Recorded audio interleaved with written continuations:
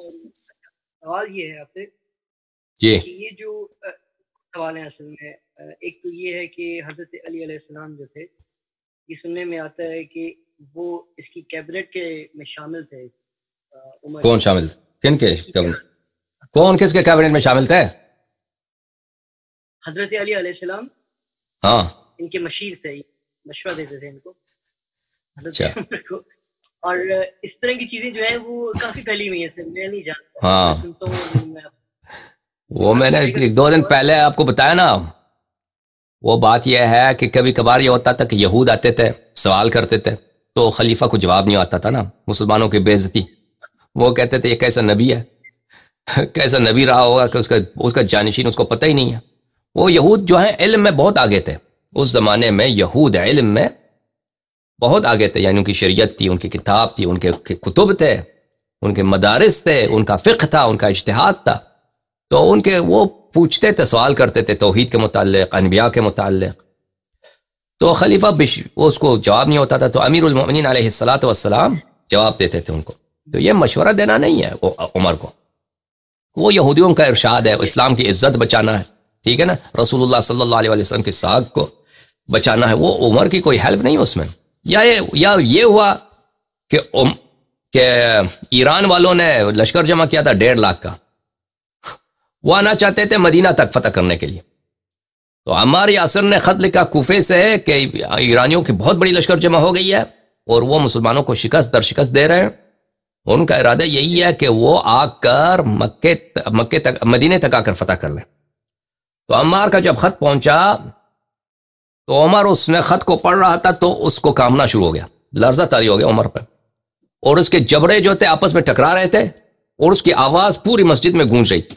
اتنے زور زور سے اس کے جبڑے جو ہے نا دانت آپس میں لرزنے کی وجہ سے ٹکرا رہے تھے. ہاں مائکروفون کے بغیر, اسپیکر کے بغیر, وہ سب کو سنائی دی کہ خلیفہ اس طرح کانپ رہے ہیں. وہ خط پڑھ کے پھر یہ بحال ہو گیا, یہ نڈال ہو گیا, بحال ہو گیا, پھر چیخنے لگا کہ یا مسلمانوں کیا کرو, چارہ بتاؤ. حالانکہ ایران بہت دور ہے, وہ اگر حملہ کرتے بھی نا, پیش قدمی کرتے بھی تو اس کو کم از کم 2-3 مہینے لگتے مدینہ پہنچنے تک. لیکن یہ ابھی سے جو ہے ابھی سے یہ جو ہے عمر جو ہے اس سر کانپ رہا ہے. تو انہیں سب سے مشورہ لیا, سب نے مشورہ دیا کہ آپ لشکر لے کے چلے جائیں ایران کی جنگ کو. تو اس نے کہا, امیر المؤمنین علیہ السلام سے پوچھا کہ آپ کیا مشورہ دیتے ہیں؟ امیر المؤمنین علیہ السلام نے کہا, وہ میں نے بتا دیا تھا تفصیل سے, کہ عمر تو وہاں جائے گا تو جنگ سے ان کے دیکھتے ہی تو بھاگ جائے گا, ان کو دیکھتے ہی تو لشکر سے فرار ہو جائے گا. پھر مسلمانوں کا شیرازہ بکھر جائے گا, پھر مسلمانوں کے پاس کوئی سسٹم نہیں ہوگا, اور پھر مسلمانوں کے لیے امن کا کوئی جگہ نہیں ہوگا, کوئی امن کا جگہ نہیں ہوگا مسلمانوں کے لیے. ہاں وہ واضح بات یہی ہے نا کہ اگر ایک فوج کا سربراہ ہے, فوج کا بادشاہ ہے, وہ میدان جنگ سے پہلے ہی بھاگ جائے تو پھر آپ کو پتہ ہے, تو پھر لشکر والے تو بھاگ جائیں گے نا. اور ایک دفعہ خط مقدم سے فرنٹ لائن سے لشکر بھاگ جائے, پھر پیچھے مدینہ میں کوئی اور خلیفہ بھی تو نہیں ہے, تو پھر تو کفار آئیں گے آگے تک. تو اس سے کہا کہ تو نہ جا بلکہ کسی اور جنگ دیدہ شخص کو, جو جنگ کا تجربہ اس کو بھیج دے. تو عمر نے یہی کیا, ان کے مشورے پہ عمل کیا. تو یہ عمر کی مذمت ہے, یہ کوئی مشیر نہیں تھے. ایک ایسے وقت میں جہاں عمر نے سب لوگوں سے مشورہ لیا ہے, امیر المؤمنین علیہ السلام نے ان کو مشورہ بھی دیا اور ساتھ میں بہت زبردست ان کی بے عزتی بھی کیا کہ تو کیا ایران کے جنگ میں کہاں جائے گا, تو کس منہ کا جنگ میں جائے, تو فرار کر لے گا, ٹھیک ہے نا. وہ تو ہم نے وہ کتاب دکھایا, سطر دکھایا, ابھی کچھ دن پہلے کی بات ہے.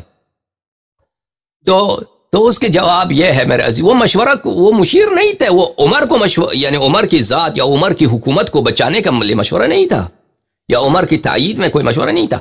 وہ اصل بات یہ تھی کہ اگر اس وقت ایران جو تھا کیا تھا, ایک مشرک قوم, ایک کافر قوم, وہ اگر آ جاتے مدینہ تک, فرض کریں, وہ تو نہیں کہتے کہ یہ شیعہ حق ہے یا کون حق ہے, وہ تو سب کو مارتے نا, پورا اسلام ہی ختم ہو جاتا, ٹھیک ہے نا. تو وہ مسلمانوں کو بچانے کے لیے, مسلمان بچوں کو, بچیوں کو, تاکہ دین اسلام کا خاتمہ ہی نہ ہو. وہ ایران اس وقت تو سپر پاور تھا, جیسے امریکہ بھی سپر پاور ہے, اس طرح اس وقت اس طرح مشورہ دیا تھا, ٹھیک ہے نا. یہ عمر کے لیے کوئی ہمدردی نہیں ہے, یہ اسلام کے لیے ہے, اور اس سے وہ مشیر نہیں بنے کہ وہ مشیر تھے کابینہ میں. اور جناب اگر جان اچھا ایک سوال تھا. وہ اپنا ایک مفتی ہے فیس بک پہ، اس کی میں ویڈیو مطلب میرے سامنے آتی جاتی رہتی ہیں. اچھا. تو وہ نا صحیح بخاری سے بہت زیادہ مطلب وہ استدلال کرتے ہیں. تو وہ ایک حضرت عمر کا مطلب واقعہ بتا رہے تھے کہ عمر سفر پہ کہیں پہ گیا تھا، تو وہاں پہ نا مطلب وہ بیٹھ گیا ایک جگہ پہ.